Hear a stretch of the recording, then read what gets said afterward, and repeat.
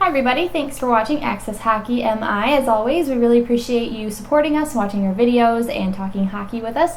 Today we're going to continue our trend of talking about the prospects that are going to be in the draft this coming draft, so 2020 draft. Keyword, draft. I was saying that a lot. So Quinton Byfield has gotten quite a bit of hype around him, for good reason, I think, and we're going to talk about him today. He's ranked number 2 overall, and not overall, North American, and he's ranked 3 overall, so European and North American. So we're going to talk about him today, and what we think that his benefits are, what his improvements are, and what he would offer the Red Wings if they were able to choose him. But we still want Stützle. Please. All that to say. That works. So Byfield, he's one of the youngest players in this year's draft. He just barely made that cutoff. He just turned 18 a couple weeks ago, so he's pretty young and impressionable. He's a big boy. With that, he's 6'4" at the last measure in, 214 pounds at the last weigh in. So obviously he's got a healthy girth to build on. He's a big kid. He's huge. That's big. That's very large. We have a guy. couple guys in our system already that are kind of like that, but not at a very ripe young age of 18. Right. So in 2019-20, before it got cut off, he was with the Sudbury Wolves of the OHL, where he had 82 points in 45 games. I don't know if we mentioned, but he's a center, so that's really good production for a center. It's a big slot to fill. So his big body, his playmaking ability, one thing that we've noticed too is his acceleration. Those are all things that are a part of just his major production this last season. Yeah. With that big body, obviously it's really hard to control the speed of your skating, but he does accelerate off pretty quickly, which is great. So if he's got the open space, he can get moving really, really fast, which is really nice to have, especially in those odd man rush situations. That brings us, though, to one of the biggest differences, I think, between the younger levels, so like the USHL, the OHL, NCAA. You're playing with guys your own age. You're playing with smaller people. The defense isn't the greatest. Especially if you're 6'4". Yeah, the defense sometimes isn't the greatest. When you get into the European leagues, when you get into the NHL, when you get into the AHL, you lose a lot of the space that you have in the OHL, in the USHL, and the lower leagues. It's just kind of how it works. You're working with more talented guys, you're working with bigger guys, you're working with guys who well developed, who have been there for a little bit longer probably than you have, and so that cuts the space that you get in the playmaking. So his kind of comfort area of being able to do a lot in a lot of space might prove as a disadvantage for him, and I think that because if you get all that space taken away, if you get your lanes taken away, it's going to be hard for him to produce. So that's just one thing to remember. It's one of our favorite things about European leagues is that if we draft someone from a European league, they've already had that play experience with playing with bigger guys, with adult guys, with just guys who have been there for a long time.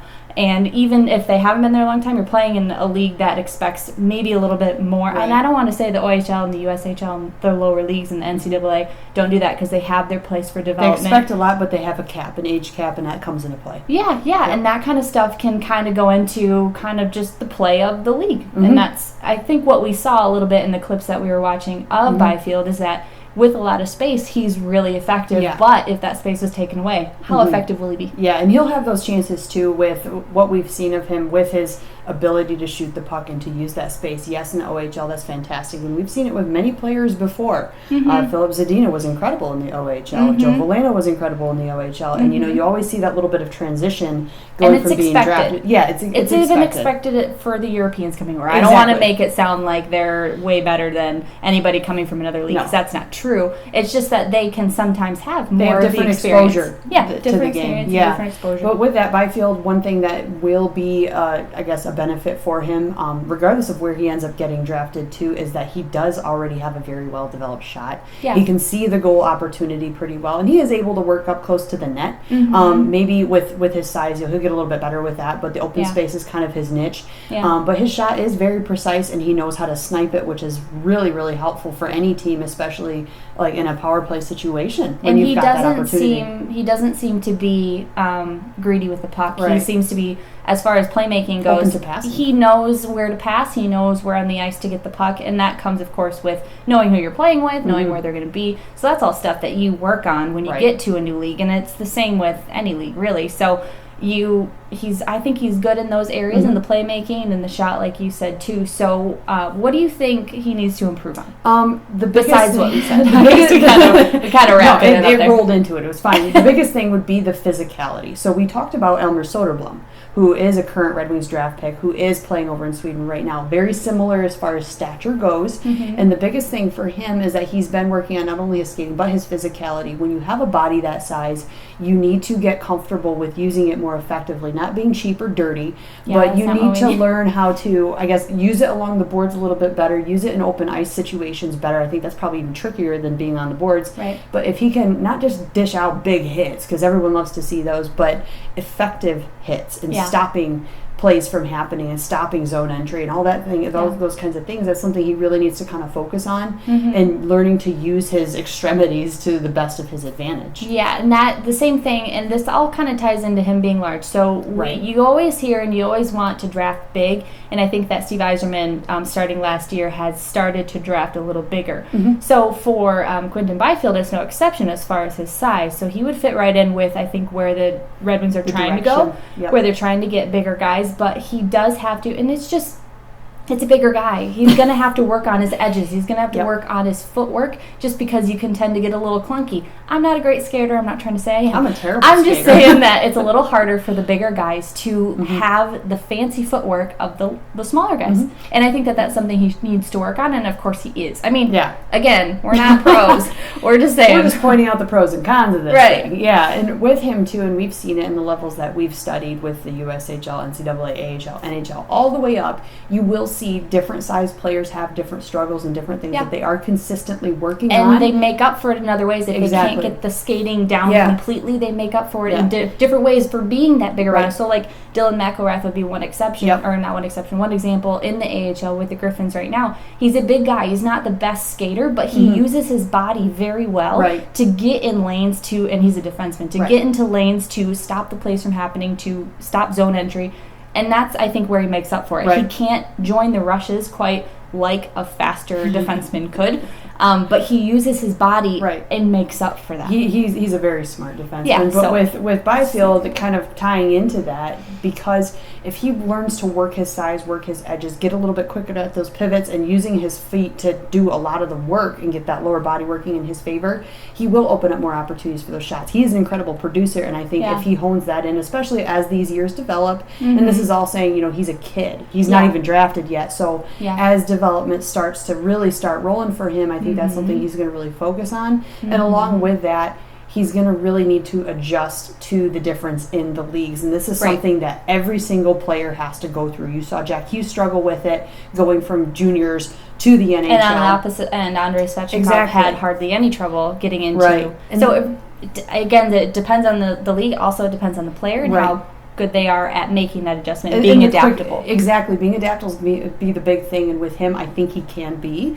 once presented with that opportunity. So, I'm sure he knows he's not going to get as many odd man rushes in the pro leagues that just don't happen, and if they do, well, there's some other things going on there. But as far as fitting in with the Red Wings long term, if the Wings were to get him, where do you see him kind of filling a role? Well, he is a large center, so that's a big deal, just because, like I said before earlier on, we are trying to draft it. It seems that we're trying to draft a little bigger, trying to get those heavier bodies to fit, to, I think, create a bigger team in the end. And I think that he's going to have to compete with centers such as Joe Veleno, who was recently drafted, and Michael Rasmussen, who's been in the development, Chase Pearson. These guys have all been developing. So Quinton Byfield is going to come in, and I do believe if he was drafted, he would likely start AHL. For sure. And I think that's usually my guess. It feels like the smartest route. Kind of, but then at the same time, a Red Wings fan gets into the year and we're like, just trade teams and see what happens. Who knows what Yzerman's going to do? Yeah, who knows? But I do think that a large center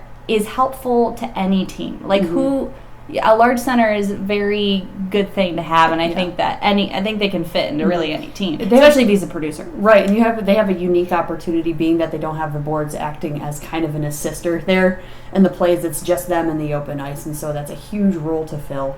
And the Wings do need that desperately.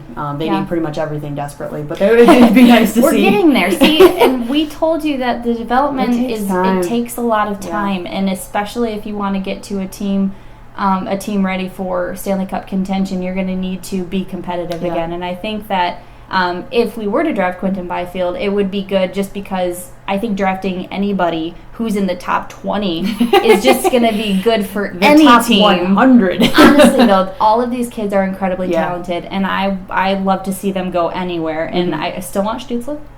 Just say it again. But with Byfield too, though, he's also very young, and it sounds like, because we've got a lot of young players in the system. We've talked about a lot of them that are even over in Europe still, and a lot of the smaller ones that are still kind of filling in their shoes. Yeah. But with these young players, they do have a unique opportunity where they have several years, being that he's first year eligible right now, so they have several years of development ahead of them. But even at that point, if they, let's say they fulfill a 3-year entry, they're 20, 21 years old going into the pros. They are still very young, impressionable. They can grow, they can develop, they can bounce back from injury, God forbid that happens, but they can bounce back quicker. So they can fill those slots. It's not like we're drafting older guys, which there's not anything bad with that, but if you're at the top of it at the draft eligible age and you get pulled in, and then by the time you actually get to the pros, you're 25, 26. You lose a little time if you draft a little older. Of course, you're losing a tiny bit of time. And they might not be as pliable at that point. However, if you draft older, usually I'm guessing in those circumstances they have more experience, so then it kind of balances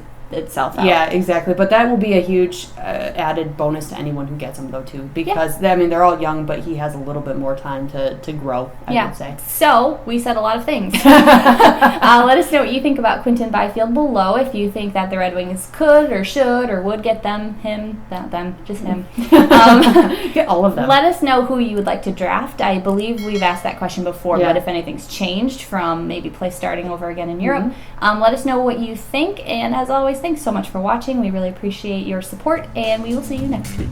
Bye.